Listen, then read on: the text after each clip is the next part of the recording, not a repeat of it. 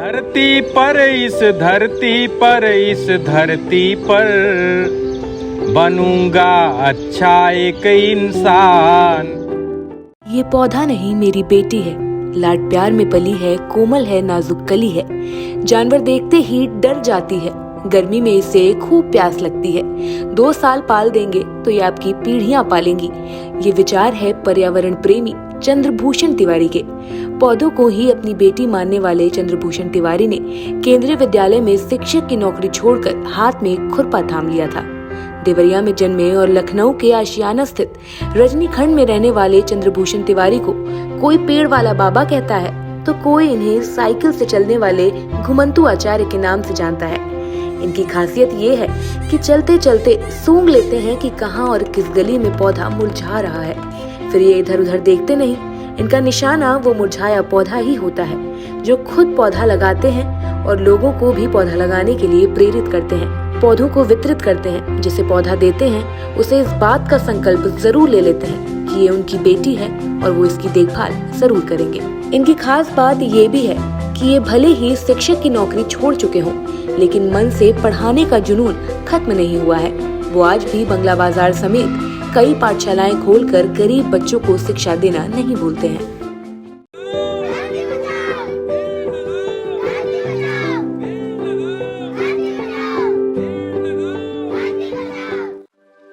उजालों की तमन्ना तो सब किया करते हैं, एक चिराग जलाने की कोशिश कीजिए। अनुराधा गुप्ता एक ऐसा नाम जिसे लखनऊ शहर की तमाम नामचीन हस्तियां भले ही ना जानती हों, लेकिन उनकी संवेदनशीलता, उनका अनुभव, उनकी दृढ़ इच्छा शक्ति और उनका खुद का कौशल उन्हें सफल उद्यमी बनाता है।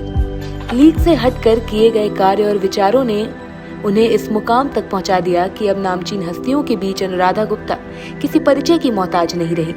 स्वस्थ वातावरण बनाने के लिए अनुराधा के लगातार हरित प्रयासों ने पृथ्वी दिवस नेटवर्क द्वारा लखनऊ शहर को विशेष पहचान दिलाई, जिसके कारण उन्हें कई पुरस्कारों और सम्मानों से सम्मानित किया जा चुका है। कभी सड़क दुर्घटनाओं से आहत तो कभी बेजुबानों के दाना पानी को लेकर परेशान, कभी कोरोना संक्रमण से डटकर मुकाबले करने की अपील तो कभी प्रकृति को हरा भरा रखने के लिए एक पौधा लगाने की गुजारिश, कभी जल बचाने की मुहिम तो कभी हेलमेट लगाने के लिए लोगों से प्रार्थना। कुछ ऐसे ही संदेशों के साथ लोगों को किसी न किसी अच्छे काम के लिए प्रेरित करते हैं भोजपुरी कवि कृष्णानंद राय। इनका अभियान साइकिल पर शुरू होता है। साइकिल पर बैनर टांगकर पूरे शहर में यहाँ वहाँ घूमते हैं और लोगों से बुरी आदतें छोड़ने और अच्छी आदतें अपनाने की अपील करते हैं। गाजीपुर निवासी कृष्णानंद राय सन 1985 से लखनऊ में रह रहे हैं और 90 के दशक से वो ईंधन बचाने और पर्यावरण में फैल रहे धुएं को लेकर लोगों को जागरूक करते आ रहे हैं। मेरी मृदा मिट्टी होती है, वो मातृभूमि के रूप में उसको कहते हैं, उसको भी हमको बनाए रखना बहुत जरूरी होता है। तो हम किसी भी खेत को अगर उसको हम छोड़ देंगे तो वो ऐसे ही बंजर हो जाएगी, और उससे क्या होता है कि एक एनवायरनमेंट में बहुत फर्क पड़ता है। नए नए प्रयोगों से फल और हरी सब्जियां उगाने वाले शुभम द्विवेदी युवाओं के लिए प्रेरणा स्रोत हैं। किसी बड़ी कंपनी में काम न करके पॉली हाउस टेक्नोलॉजी का प्रयोग कर शुभम ने खेती शुरू की। वो आधुनिक टेक्नोलॉजी का इस्तेमाल कर नए प्रयोगों से विदेशी फल और हरी सब्जियां उगाते हैं। शुभम मौसमी और गैर मौसमी फल सब्जियां उगाकर न सिर्फ उत्तर प्रदेश में आसानी से उपलब्ध कराते हैं, बल्कि युवाओं को अपने दम पर कामयाबी हासिल करने की प्रेरणा भी देते हैं। नमस्कार, मैं शिवांगी, स्वागत है आपका डेली इनसाइडर में। सबसे पहले आप सभी को पृथ्वी दिवस की ढेर सारी शुभकामनाएं। अभी हमने आपको एक वीडियो भी दिखाई और वीडियो के थ्रू कुछ ऐसे शख्सियत के बारे में भी दिखाया जिन्होंने अपनी जिंदगी को किनारे रखकर लोगों की जिंदगी बेहतर बनाने के लिए, इस पृथ्वी को बेहतर बनाने के लिए अपनी जी जान झोंक दी है। आज वही लोग हमारे साथ मौजूद हैं। सबसे पहले एक लोग जो वीडियो में नहीं थे उनका इंट्रोडक्शन मैं आपसे करा दूं। हमारे साथ वरिष्ठ पत्रकार पंकज सिंह जी मौजूद हैं। उसके साथ ही आपने वीडियो में देखा होगा शुभम द्विवेदी जी मौजूद हैं। युवा हैं लेकिन किसानी कर रहे हैं, हमारे पृथ्वी को और हमारे देश का नाम रोशन कर रहे हैं। साथ ही हमारे साथ पृथ्वी इनोवेशन की मैम मौजूद हैं। मैम के साथ सर हैं, कृष्णानंद जी हैं, और इनको हर कोई जानता है, पेड़ बाबा के नाम से भी जानते हैं और सर को चंद्रभूषण तिवारी कहते हैं। तो आगे बढ़ते हुए आपको बता दें कि जो सर हमारे साथ मौजूद हैं इधर, जो वरिष्ठ पत्रकार हैं, सवाल आपसे ही शुरू करते हैं सर, क्योंकि हम लोग को चौथा स्तंभ भी कहा जाता है। तो अभी इधर ये नहीं देखा जा रहा है कि हमारी पृथ्वी के लिए या फिर हमारे पर्यावरण के लिए मीडिया ने कुछ दिखाया हो। यूक्रेन और रूस में व्यस्त है मीडिया, पॉलिटिक्स में व्यस्त है मीडिया, लेकिन किस तरीके से इस चीज़ को आगे ले आया जाए, क्या हो सकता है एक इसका रूप? देखिए, आपकी बात से थोड़ा सहमत भी हूँ लेकिन थोड़ा असहमत भी हूँ इस बात से। देखिए, मीडिया का जो अपना वो है कि करंट इवेंट्स को लेकर वो ज़्यादा थोड़ा रहता है कि वो चीज़ें पब्लिक में ज़्यादा दिखाई जाएं। जी, अब इस समय रूस और यूक्रेन और ये सारी चीज़ें इतनी ज़्यादा चल रही हैं कि उस समय थोड़ा सा ये सब चीज़ें पीछे छूट गई हैं। मैं इस बात से सहमत हूँ कि जितना इसको कवरेज मिलनी चाहिए वो उतनी नहीं हो पा रही है। इसकी कमी है, उतना स्पेस नहीं मिल पा रहा है, चाहे प्रिंट मीडिया हो चाहे इलेक्ट्रॉनिक मीडिया हो। इसको ज़रूर हम वो कर रहे हैं, मेंशन भी कर रहे हैं कि ये सारी चीज़ें होनी चाहिए। लेकिन मीडिया का एक बड़ा तबका ऐसा भी है जो खास अभियान चलाकर, जो आपके विशेषज्ञ और इस क्षेत्र के कार्य करने वाले उत्कृष्ट लोग यहाँ मौजूद हैं, आप इनके अनुभव भी शेयर करेंगे तो आप देखेंगे कि इनके कामों को भी मीडिया के माध्यम से समाज तक बहुत अच्छे से ले जाया गया और समाज ने इनके कामों को स्वीकार किया, उसको फॉलो किया और उस क्षेत्र में अपनी सहभागिता भी बढ़ाई। तो आपकी बात बिल्कुल ठीक है कि मीडिया को जितना स्पेस देना चाहिए उतना वो नहीं दे पा रहा है। वो उसकी कुछ व्यावसायिक मजबूरियां हो सकती हैं, कुछ व्यूअरशिप की मजबूरियां हो सकती हैं, लेकिन ये भी है कि चीज़ें हो रही हैं। हाँ, बढ़ाना चाहिए। तो मैं यहाँ पर यही आपसे कहना चाहूँगा कि जैसे आज आप रूटीन की मीडिया में ही हैं, आप लोग भी आज की जो करंट से वो घटनाएं होंगी उनको कवरेज दे रहे होंगे, लेकिन फिर भी आपने इनको समय दिया। तो ऐसा नहीं कहा जा सकता है कि हमें स्पेस नहीं मिल रही है, हाँ, लेकिन थोड़ा सा कम जरूर है। क्योंकि सर जैसे सुप्रीम कोर्ट, हाई कोर्ट ने तमाम बार ये चीज़ें की कि प्लास्टिक बैन होना चाहिए, प्लास्टिक का यूज़ नहीं होना चाहिए, तब भी हम देख रहे हैं कि बैन नहीं हुआ है। तो मतलब कहाँ कमी रह जा रही है, कहाँ चूक रह जा रही है कि लोगों तक ये बात हम नहीं पहुँचा पा रहे हैं या लोग खुद ही नहीं समझना चाहते हैं।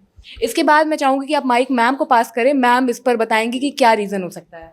देखिए, सवाल आपका बहुत वाजिब है और इसमें कानून बना देना ये तय नहीं कर देता है कि उससे सारी चीज़ें हो जाएं। उसमें सामाजिक सहभागिता एक बहुत बड़ी चीज़ होती है और समाज की सहभागिता तभी आती है जब समाज का हर तबका जागरूक हो।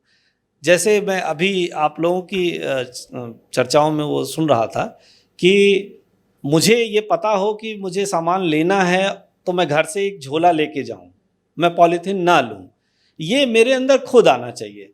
और ये सुप्रीम कोर्ट कानून बना देगा तो पुलिस क्या करेगी कि भाई प्लास्टिक वाले को पकड़ लेगी या दुकानदार से जुर्माना कर देगी, लेकिन इससे बदलाव नहीं आएगा। आपको मैं अभी यहीं उस चर्चाओं में ही एक चीज़ करता हूँ कि आप कभी इंदौर जाइए। इंदौर केवल वहाँ का प्रशासन या वहाँ के कानून ने ये सब चीज़ें ठीक नहीं कर दी हैं। जैसे वहाँ आप दुकान से कोई चीज़ लेंगे तो वो आपको पॉलीथीन नहीं देगा, पहली चीज़ तो ये बात हो गई। दूसरी चीज़ ये हो गई कि जैसे आपने दुकान से कोई चीज़ ली या कुछ आपने खाया तो उसके रैपर हैं, पैकेट हैं, तो लोग खुद इतने जागरूक हो चुके हैं कि वो उस पैकेट को बाहर नहीं फेंकेंगे। तो ये देखिए, दोनों तरफ से होना होगा कि सुप्रीम कोर्ट कहे या सरकार कहे, लेकिन समाज की तरफ से भी उसको रेसिप्रोकेट होना पड़ेगा और समाज को भी ये सोचना पड़ेगा कि भाई हम अपने लिए नहीं, अपने बच्चों के लिए, जैसे हम घर में साफ़ सफाई करते हैं या बच्चों की सुरक्षा के लिए वो करते हैं, तो हमें ये भी देखना होगा कि हमारी जो पीढ़ी है उसके लिए हमें क्या करना है। तो ये चीज़ दोनों तरफ से होगी। अब जैसे आपने पीढ़ी की बात की, तो पीढ़ी की बात से मेरे मन में एक सवाल आया है कि जैसे हमारे साथ शुभम द्विवेदी जी मौजूद हैं, तो सर आप एक युवा हैं पहली बात तो, और जो युवाओं का जो विजन होता है, जो तरीका होता है, वो एक कहीं ना कहीं ग्लैमर, चमक धमक की ओर खिंच जाता है। लेकिन आपने ट्रेडिशनल खेती तो आप करते ही हैं, साथ ही हाईटेक तरीके से भी आप खेती कर रहे हैं। तो इस चीज़ को चुनना, मतलब कैसे आपने चुना, कहाँ से इंस्पिरेशन मिली? अपनी स्टोरी के बारे में बताइए, अपनी जर्नी के बारे में बताइए। जैसे ट्रेडिशनल फार्मिंग हमारे घर में पापा लोग सब लोग करते थे, तो हमारा जो स्टार्टिंग से यही था कि 10th के बाद हमको अपना बैकग्राउंड एग्रीकल्चर में ले जाना है। और आज के इस टाइम एग्रीकल्चर में इतनी अच्छी अच्छी टेक्नोलॉजीज आई हैं कि उसको हमको सीखना है, पढ़ना है और उसी पे हमको काम करना है। तो उसी के लिए सीखने पढ़ने के लिए हमने वहीं से एक एग्रीकल्चर 11-12 से हमने किया, फिर उसको BSc किया कि हम उस चीज़ को ग्रो कैसे करेंगे, क्योंकि उस ग्रो करने में भी हमको छोटी छोटी चीज़ें पता होनी चाहिए कि कब क्या प्लांट को किस स्टेज में क्या क्या चाहिए, वो हमने अच्छे से उसमें स्टडी की, BSc किया हमने। फिर अगर उस प्रोडक्ट प्लांट से जो तैयार हुआ प्रोडक्ट उसको हम सेल कैसे करें, मार्केट कैसे करें, तो हमने उसको फिर MBA एग्री बिजनेस किया कि इसको हम मार्केटिंग कैसे करें। जो दोनों चीज़ें, क्योंकि देखो होता है कि फार्मर प्रोड्यूस तो कर लेगा, लेकिन आजकल वो जो दिक्कत आ रही है कि सेल कैसे करें, बेचेंगे कैसे, तो हमने दोनों चीज़ को उसको पढ़ाई की, एजुकेशन दिया। फिर वो आके अपने गाँव में अपने घर पे कि हमने जो इतने 8 साल 7 साल जो हम बाहर रह के पढ़े, तो लोग देखें, लोग जाने हम कर क्या रहे थे, वो आके हमने अपना एक फार्म सेटअप किया, जिसको हम पॉली हाउस कहते हैं। और उसी पे हम एक्जोटिक वेजिटेबल जैसे रेड येलो कैप्सिकम ग्रो करते हैं, जो कि यहाँ के टेम्परेचर के अकॉर्डिंग नहीं होती, लेकिन बेंगलोर से आती है। आजकल यहाँ सारे फार्मर जितने लोग हाईटेक में जा रहे हैं वो लोग कर रहे हैं। तो वही उस टेक्नोलॉजी को हमने पढ़ाई की थी और उसको हमने फील्ड में काम किया, और आज हम उसको अच्छे से रनिंग कर रहे हैं, काम कर रहे हैं। और इसी तरह हम एक्जोटिक में और सीजनल वेजिटेबल्स ओपन में भी हम फार्मिंग करते हैं।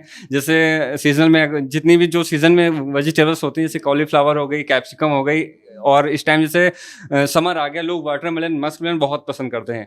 तो ये था कि सब लोग रेड येलो ही जानते हैं, ग्रीन होता है, रेड होता है, तो थोड़ा सा हमने उसमें भी चेंज किया कि कलरफुल वाटरमेलन हो गए, मस्कमेलन हो गए, तो लोग खाएं, जागरूक हों और ये चीज़ जाने की हरियाली जो है, चाहे आप छोटी खेती से ही, ये सब्जी वाली खेती से हरियाली बना रखें या वो उसके साइड में लगाएं या प्रॉपरली आप प्लांट लगाएं। तो हमारा मेन ये होता है जितना अच्छा वातावरण हरियाली भरा रहेगा उतना अच्छा टेम्परेचर रहेगा। मैम, जैसे आप एक बहुत ही अच्छे ऑर्गेनाइजेशन के लिए काम करती हैं जिसका मोटिव बहुत अच्छा है, तो मैं चाहूँगी कि आप खुद वो मोटिव हमारे ऑडियंस को बताएं कि आप कैसे वर्क कर रहे हैं, आगे का आपका क्या मोटिव है और किस दिशा में आप लोग इसको लेकर आगे बढ़ने वाले हैं। शुक्रिया। सबसे पहले तो मैं अनुराधा गुप्ता, पृथ्वी इनोवेशन से आप सबको नमस्ते करना चाहूँगी। और बहुत अच्छा आपने एक मौका दिया है सब लोगों को एक साथ होकर अपने विचार को यहाँ पे प्रस्तुत करने का।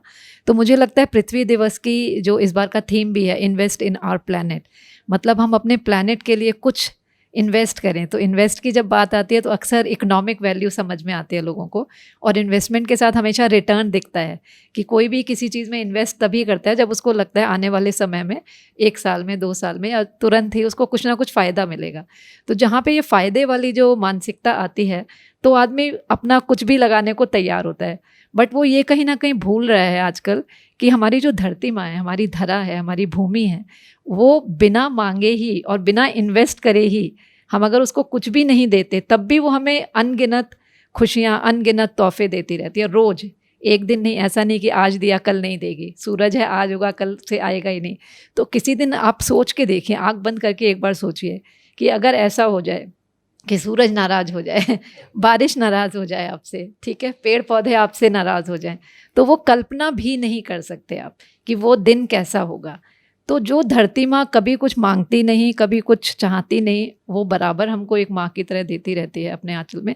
तो हमें लगता है कि हम अगर खाली प्यार, ममता और अपना आदर उसको दे दें, उतना ही इन्वेस्ट कर दें उसमें, तो मुझे लगता है वो हमारा सबसे बड़ा इन्वेस्टमेंट है। और हम बिना लालच के, बिना रिटर्न की कामना के करें तो यूनिवर्स अपने आप इतना कुछ देता है कि कहते हैं ना, किसी चीज़ को आप दिल से मांगिए या कायनात से आप ना भी मांगिए तो कायनात खुद जानती है कि कौन से कामों से बरकत होगी, कौन से कामों से हमारा पूरा सबको, मतलब आपका अपना स्वार्थ भी उसमें निहित है। मैं ये नहीं कह रही कि हम बिल्कुल निस्वार्थ भाव से करते हैं, जो भी हम काम करते हैं कहीं ना कहीं स्वार्थ तो होता ही है, और वो स्वार्थ केवल इतना भी हो सकता है कि हम भी खुश हैं और दूसरा भी खुश रहे। तो उस स्वार्थ में मुझे लगता है एक मकसद है, एक सार्थकता है। और हमारी संस्था पृथ्वी इनोवेशंस पिछले 15 साल से हम लोग लगातार छोटी छोटी पहल अपने दैनिक जीवन में, और ख़ास तौर से मैं कुछ भी बोलने से पहले मैं खुद अपने जीवन में अमल करने की भरपूर कोशिश करती हूँ। उसके बाद अपनी टीम को भी कोशिश करते हैं हम लोग कि वो लोग भी अपने जीवन में जो भी हमारे साथ जुड़े वो भी अमल करें, फिर हम जाके दूसरों को बताएं। तो हम लोग का काम, मैं ये नहीं कहूँगी कि हम पृथ्वी बचा रहे हैं, पृथ्वी अपने आप में सक्षम है, वो खुद अपना ध्यान रख सकती है। हम शायद जो भी कर रहे हैं वो अपने को ही बचाने का काम कर रहे हैं कि हमारे मानव जीवन है, मानव जीवन के साथ जो हमारे जीव जंतु हैं उनका भी मतलब एक तरह से उनका स्वास्थ्य भी बिगड़े नहीं, और जो पूरी धरा का वातावरण एक बैलेंस है वो डिस्टर्ब ना हो। तो हम लोग छोटे छोटे प्रयास की किसी भी चीज़ का दोहन ना हो सबसे पहले तो कोई भी संसाधन हो, चाहे वो यहाँ पे बिजली हो, पानी हो, कागज़ हो, तो कोई भी संसाधन को हम लोग ऑप्टिमली यूटिलाइज़ करें। और उसको फेंकने से पहले कुछ भी चीज़ मतलब एक बार उसकी उपभोक्ता ख़त्म हो गई तो ये नहीं कि वो हमारे लिए बेकार हो गई, कोशिश करके देखिए क्या हो सकता है वो किसी और के काम आ जाए। तो हमारा संस्था का यही लक्ष्य है कि हम अपनी धरा के लिए, अपने आसपास के जीव जंतुओं के लिए तो बायोडाइवर्सिटी को बचाएं, उसको बेहतर बनाएं, जैव विविधता को इम्प्रूव करें, पानी का संरक्षण करें, अपने वेस्ट को प्रॉपर्ली मैनेज करें, पौधे जितने लगा सकते हैं, जितना हम हरा आंचल कर सकें अपनी धरा का, उतना हमको आनंद मिलता है और देख के बहुत अच्छा लगता है। एक हमारा छोटा सा प्रोग्राम होता है और हमारे साथ चंद्रभूषण जी हैं, कृष्णकांत जी, हम लोग ने मिलके बहुत बार नदी की सफाई में हम लोग गए हैं, और जितना आनंद आता है ना जब आप बिल्कुल अपना तन मन धन सब सौंप देते हो और काम में जुट जाते हो तो बहुत अच्छा लगता है। तो हमारे साथ तो आप सब लोग हैं तो बहुत एक खुशी मिलती है। और मैं यही कहना चाहूँगी कि हम लोग अगर इन्वेस्ट करने की ना भी सोचें और खाली 2 मिनट के लिए एक चिंतन ही कर लें और उस चिंतन में भी हमारे विचार पॉजिटिव हों तो वही एक इन्वेस्टमेंट है। ये देखिए हमने तरीका अपनाया, मीडिया का तो बहुत सहयोग है। फिर हमने जब मन में सोचा ये प्रदूषण नियंत्रण बोर्ड में मैं 85 में कार्यभार ग्रहण किया और उसी समय से एक दिमाग में आया कि मैं साइकिल से दफ्तर जाऊं और पूरे दुनिया को आगाह करूं कि वायु प्रदूषण से लोगों को मुक्ति मिले। और सड़क पर रेगुलर चलने का ये रहा कि साइकिल में लगा के चलता हूँ, पीछे लगा हुआ है कि पर्यावरण की रक्षा और दुनिया की सुरक्षा। तो उसको लोग देख करके धीरे धीरे लोग मन बनाने लगे। शहर में आज साइकिलिस्ट बढ़ रहे हैं, सबके मन में आ रहा है, लोगों को कह रहे हैं कि आने वाले पीढ़ी जो है कैसे सांस लेगी।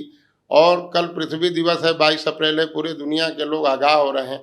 बनारस में 2018 में एक पर्यावरण कुंभ लगा और उस साल 5 जून को 2018 में पूरे दुनिया का थीम था बीट प्लास्टिक पोल्यूशन का। और उससे पहले भी मैं शुरू से लोगों ने हमसे पूछा कि भाई कोई ऐसा उपाय भी है कि 90 साल का बुजुर्ग तो साइकिल चला नहीं सकता, या और लोग जो है नदी में उतर के सफाई नहीं करा सकते, ज़्यादा बुजुर्ग है, तो कौन सा उपाय है कि जो दुनिया का हर आदमी आसानी से, चाहे बच्चा हो चाहे बुजुर्ग हो। तो उस समय हमारे हाथ में एक झोला था और इस झोले में देखिए गिलास भी लेके चलता रहता हूँ, कहीं पानी पीना पड़ जाए।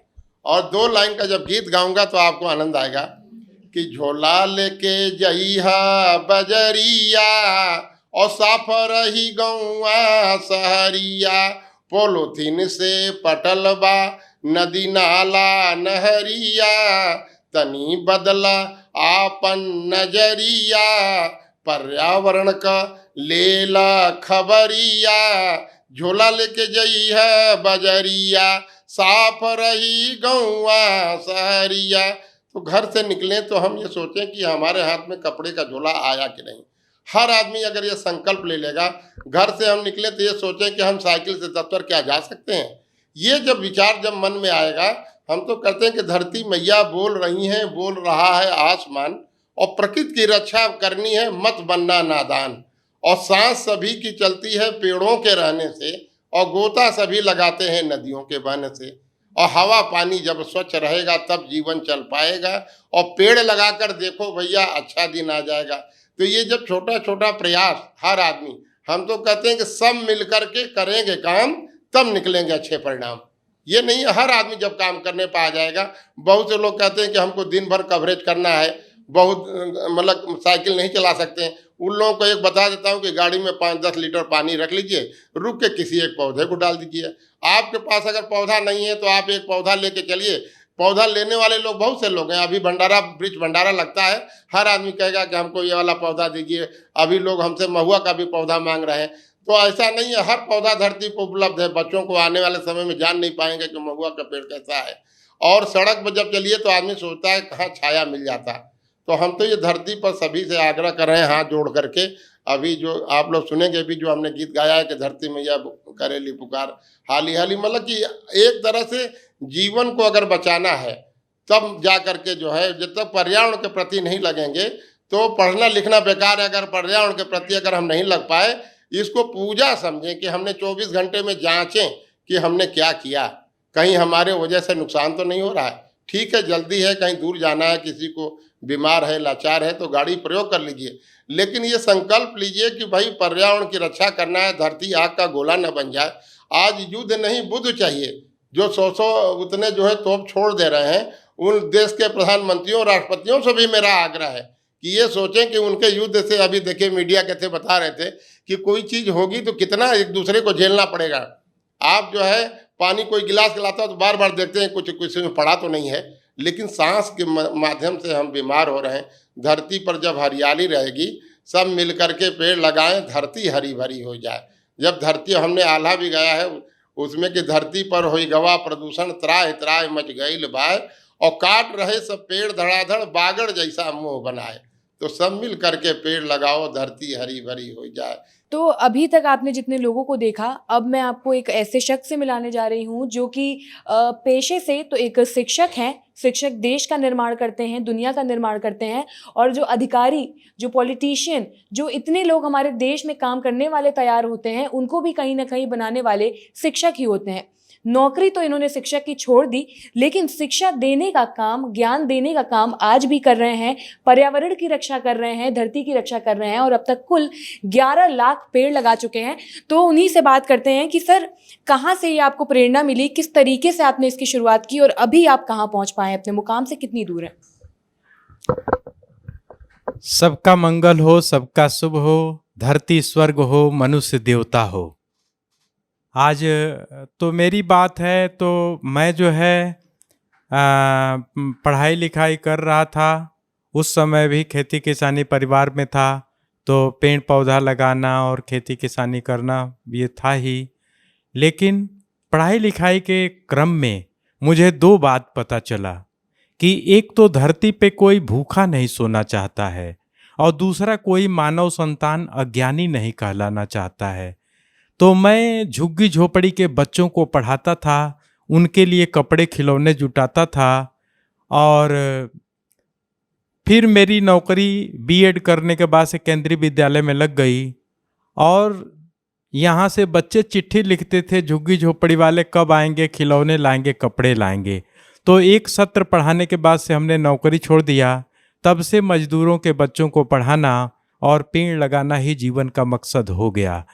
तो मैं 26 जनवरी 2006 से 1 लाख पेड़ लगाने का संकल्प लिया था। वो जब पूरा हो गया तो मैंने 10 लाख पेड़ लगाने का और संकल्प लिया, और 9.5 लाख से अधिक पेड़ लगा चुका हूँ। और जब आप शुरुआत करते हैं तब दिक्कत होती है, लेकिन शुभ कार्य 2 दूनी 4 दूनी 8 दूनी 16 दूनी 32 इस क्रम में बढ़ता है। तो क्योंकि अच्छाई सबको पसंद है, तो आज धरती गर्म हो गई है, और धरती गर्म ही नहीं, अब बुखार से कांप रही है। और जिसकी माँ जो है बुखार से कांप रही हो, उसकी संतानें स्वस्थ कैसे रह सकती हैं? तो 2 काम हम आप सब कर सकते हैं। एक तो अभी गर्मी का सीजन आ रहा है, आप तमाम तरह के फल खाएंगे, जैसे आम खाएंगे, लीची खाएंगे, जामुन खाएंगे, कटहल, बेल आदि के बीज एकत्र कर लीजिए। और उन बीज से ही वृक्ष की परंपरा है। बीज जो है धरती का संतान है, तो बीज को नष्ट न करिए और बीज को धरती पर लगाइए, उससे पौधे बनेंगे, और पौधों को कांट वगैरह लगा करके सुरक्षित कर दीजिए, और वो पौधे धरती के बुखार को दूर करेंगे, और उस पर मानव के साथ साथ पेड़ पशु पक्षी सभी स्वस्थ मस्त होंगे। और दूसरा, धरती के बुखार को कम करना है तो धरती के नीचे से अंधाधुंध जो पानी लगाने की बात हो रही है, पानी निकालने के क्रम में धरती से तमाम तरह के खनिज तत्वों को निकाल करके धरती का सेहत खराब हो रहा है। तो हम ऊपर जो तालाब, झील, पोखरे, कुएं, नदियां हैं, यह इस पर निरंतर पानी कैसे बना रहे, धरती के नीचे पानी कैसे रोपण हो, तो पेड़ रोपण के साथ साथ पानी रोपण को भी समझना होगा।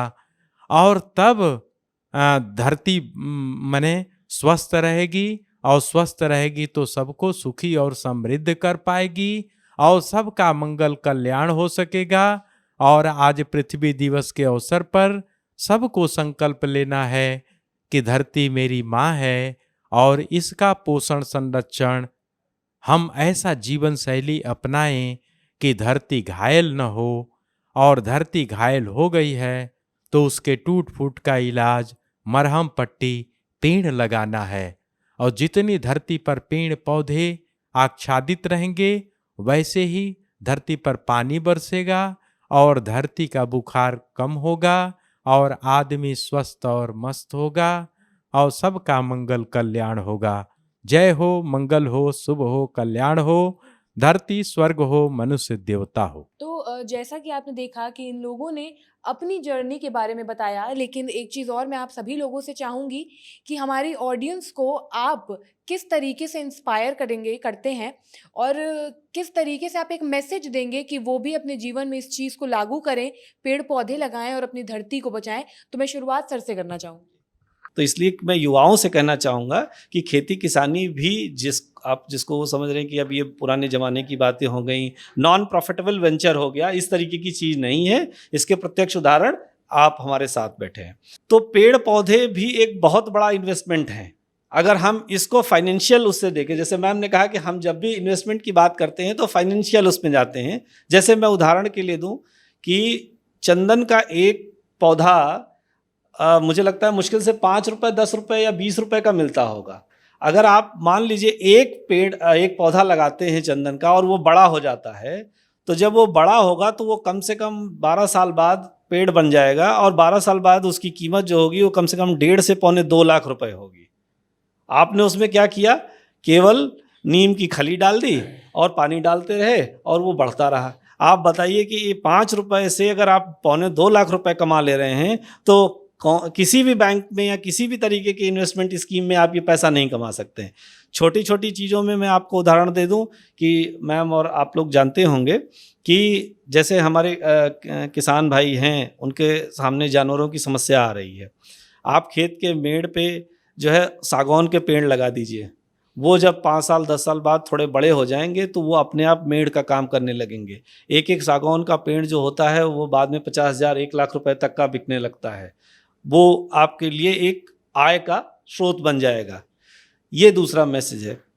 भाई साहब की बात पे मैं आया तो शहरों में एक बहुत बड़ी समस्या हो रही है कि लोग छोटी छोटी दूरियों के लिए भी बाइक और कार का इस्तेमाल कर रहे हैं। इसको हम चाहे फैशन के तौर पर ही ले लें कि हम साइकिलिंग करें, तो ये एक शहरी जो वर्ग है उसके लिए बहुत इम्पॉर्टेंट। देखिए गांव में अभी भी लोग छोटी दूरियों के लिए साइकिल का इस्तेमाल कर लेते हैं, लेकिन अब वहाँ भी शहरों की नकल होने लगी है और बाइक का इस्तेमाल ज़्यादा बढ़ गया है। तो आपके जो पूरी बातचीत का मैसेज था वो ये है कि हम अपने आप को फिट रखने के लिए, क्योंकि हमारी वर्किंग ऐसी हो गई है कि हम फिटनेस पे नहीं ध्यान दे पाते, तो थोड़ी देर के लिए ही आसपास हमें किसी से अकेले मिलने जाना है, सब्जी लेने जाना है, फल लेने जाना है, तो हम उस साइकिलिंग का इस्तेमाल कर लें। जैसे भाई साहब ने, तिवारी भाई साहब ने अपनी बात रखी, तो ये बात बिल्कुल सही है कि हम जब पेड़ लगाते हैं तो हम पूरे इकोसिस्टम को बचाते हैं। एक पेड़ जब बड़ा होता है तो उसके आसपास छोटे जानवर, पक्षी, ये भी पनपते हैं।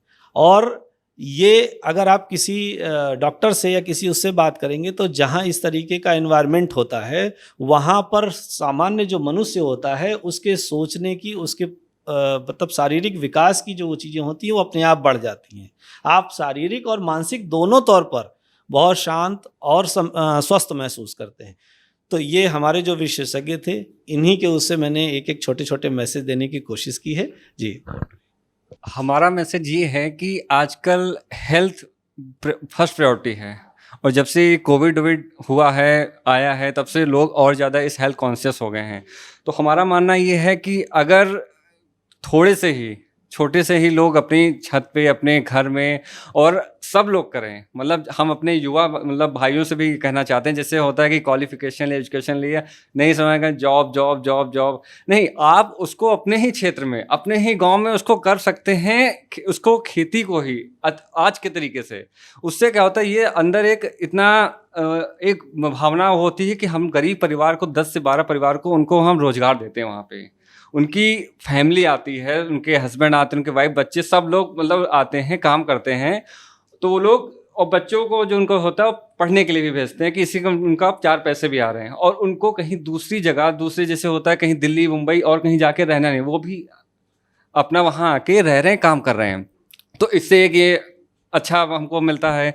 दूसरा क्या है कि जितना अच्छा हम इन्वायरमेंट को स्वस्थ रखेंगे, उतने अच्छे हेल्दी फ्रूट होंगे, हेल्दी वेजिटेबल्स होंगे। मुझे लगता है सारी चीज़ें एक साथ एक ताना बाना है। तो मेरा 2 मैसेज मैं कहना चाहूँगी। पहला मैसेज तो यही है कि हम लोग अपने भोजन का भी सम्मान करें, क्योंकि भोजन धरती माँ से आता है, किसान बड़ी मेहनत करते हैं, तो उतना ही लो थाली में, व्यर्थ ना जाए नाली में। और ख़ास तौर से आज की यंग जनरेशन से और हमारी जो भी ऑडियंस हैं जो सुन रहे हैं, तो भोजन का जहाँ पे भी वो ग्रहण करें, चाहे वो ट्रेन में खा रहे हो, प्लेन में खा रहे हो। अक्सर ये बात मुझे बहुत दुख पहुँचाती है जब मैं प्लेन में देखती हूँ लोग इतना कीमती पूरा आपका वो मिलता है, प्लेट्स आती हैं कि प्लेन में तो और भी रेट्स भी बहुत हाई होते हैं, और बड़ी मुश्किल से बड़ी जद्दोजहद करके वो सारी तैयारियाँ करी जाती हैं कि मील आपको प्रॉपरली सर्व हो सके, और वहाँ पर भी लोग छोड़ देते हैं पैकेट में, तो कहीं आप पार्टीज़ में। तो ये मेरा पहला मैसेज है कि सभी लोग कोशिश करें कि हम अपने अन्न का पूरा सम्मान करें और प्यार करें उससे। और कहीं पे भी ट्रेन में, सफ़र में, पार्टीज़ में, कहीं पे भी अपनी थाली बिल्कुल साफ़ छोड़ें, जो हमारे पुराने, हमारे दादाजी, नाना जी सब लोग करते थे। तो हम चाहते हैं हमारी जो संस्कृति में जो रची बसी बातें हैं, उनको हमारी यंग जनरेशन काफ़ी कुछ करती है वो, बट कहीं कहीं भटकाव आ जाता है।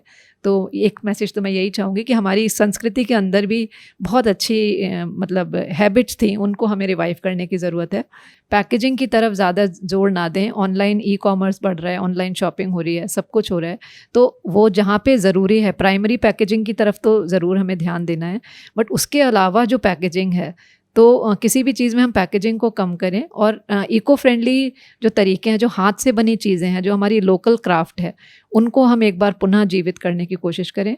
और अपने ही कूड़े से, जैसे कि समस्या है रोज़गार की और इसकी, तो मैं ये भी, मेरा एक संदेश है जो इन सब से जुड़ा हुआ है, क्योंकि जब हमारे संसाधन बचेंगे तो पेड़ भी ज़्यादा पनपेंगे, हमारी धरती मतलब धरती के अंदर वो क्षमता रहेगी कि वो ज़्यादा से ज़्यादा पेड़ों का पोषण कर सके। और दूसरी बात है कि हम जीविका भी दे सकते हैं। जो हमारा कचरा है ना, वो अपने आप में, जैसे शुभम जी ने कहा कि आजकल के युवक को कहीं भागने की ज़रूरत नहीं है, जॉब की तलाश करने की, आपका घर का ही कचरा आपको जॉब दे सकता है। देखिए, एक तो मैं बताना चाहता हूँ कि भारतीय संविधान में 48 क में पर्यावरण संरक्षण की व्यवस्था है, और 51 में जो है खंड क में और 6 के अनुसार जो है प्रत्येक नागरिक का कर्तव्य है कि पर्यावरण की रक्षा में लग जाए। और बार बार मैं भोजपुरी के माध्यम से भी लोगों को बताता हूँ कि पेड़वा लगैबा तब पैबा ऑक्सीजन, पेड़वा लगैबा तब पैबा ऑक्सीजन, और साफ रही हवा पानी चाहे कौनो रहे सीजन। और तालाब, झील, पोखरा सब जगह धरती पर जल बना रहे, तभी हरियाली रहेगा। एक गंगा माँ का छंद सुनाता हूँ हर जगह, वो सुना देता हूँ कि गंगा माई कह रही मुझू को बचाओ आज, कैसे मैं बचूंगी अब सोचो पल पल में, मल मूत्र कचरे को मुझू में मिलाओ मत, तभी जाके बचूंगी मैं आने वाले कल में। मेरा जल साफ करें सभी लोग मिलकर, नहीं तो फंसेंगे लोग मेरे दल दल में। राजा भागीरथ जब मुझे लेके आए, तब तर गए पुरुष समा के मेरे जल में। तो इस तरह सभी लोग गंगा मैया को, तालाब, झील, पोखरा, ये सब बचेगा तब जाके धरती पर हरियाली होगी। और वर्षा के पानी को भी ठहराने की व्यवस्था बनावें, ताकि हमारा जल धरती में जितना रहेगा उतने धरती पर पृथ्वी की हरियाली रहेगी और हम लोग प्रसन्न रहेंगे। और साइकिल के लिए मैं कहता हूँ कि साइकिलिया चलावा चलौले में आराम बा, अरे चलौले में आराम बा, चलौले में आराम बा, हाथ गोड़ सोज रही लागत न दाम बा, भीड़ में फंसी जात कानी पर उठाल, संगी साथी जाओ मिले ओके बैठाल। घर में जगह कम हो के खूंटी पर टांग दा, और मुर्चा पकड़ ले वे अपने से रांग दा। अरे धुआं धकड़ से सब बचल रही, एकर ये काम बा, सकिलिया चलाव चलौले में आराम बा, हाथ गोड़ सोज रही लागत न दाम बा। तो सभी को गा के सुनाता हूँ, और मुझे पूरा विश्वास है कि गीत को सुन करके आप लोग वायु प्रदूषण के लिए, धरती को बचाने के लिए, पेड़ों को बचाने के लिए सभी लोग आगे आएंगे। आज यही संदेश है कि सभी लोग धरती की संतान हैं, तो धरती पर रह रहे लोगों में अपने बाबा दादी, माता पिता, भाई बहन, बेटा बेटी, गुरु शिष्य साथी सहयोगी का दर्शन विचार व्यवहार करें और सबको हाथ जोड़ करके प्रणाम करें। दूसरा, सुबेरे उठ करके चिड़िया पक्षियों के लिए दाना पानी रखें, चींटियों के लिए शक्कर आटा गुड़ रखें। और बहुत गर्मी पड़ रही है, जो हम लोगों ने पौधे लगाए थे वो पौधे सूखने के कगार पे हो जाते हैं अगर हम ध्यान न दें। तो इसलिए सुबेरे उठ करके जो लोग कैन में दूध लेने जाते हैं वो घर से पानी भर के निकलें और रास्ते के एक पेड़ को सींच दें। जो ड्राइवर लोग या जो भी लोग गाड़ी चलाते हैं अपने गाड़ी में 2 4 5 बोतल पानी भर के रख लें और रास्ते के किसी पेड़ को सींच दें। विद्यार्थी अपने बोतल का बचा हुआ पानी पेड़ को ही दे दें, चाहे स्कूल में हो और चाहे घर के आसपास हो। और जो फल खाएं उसके बीज को धरती को ईमानदारी से लौटा दें। पॉलीथीन के बदले कपड़ा का झोला लेकर के बाजार जाएं और इस धरती और सबकी जान बचाएं। कि बहुत सहज सरल काम है, केवल अपनाना है। और आज से आप यह संकल्प ले सकते हैं कि इनमें से कोई भी काम आप करेंगे, आपका तन और मन प्रसन्न रहेगा और आप मुस्कराते रहेंगे तो सबका मंगल कल्याण करते रहेंगे, सब लोग खुश होंगे आपको देख करके।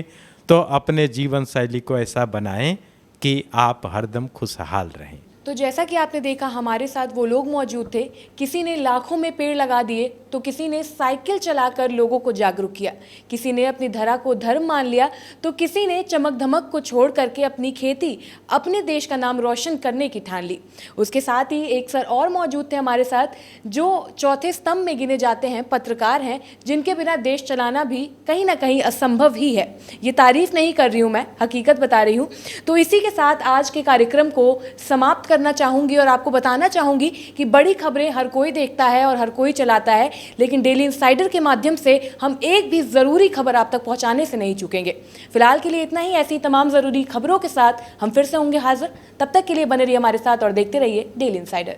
यूपी और देश दुनिया की तमाम ताजा तरीन खबरों के लिए आज ही गूगल प्ले स्टोर से इंस्टॉल करें हमारा तेजी से उभरता न्यूज ऐप डेली इनसाइडर।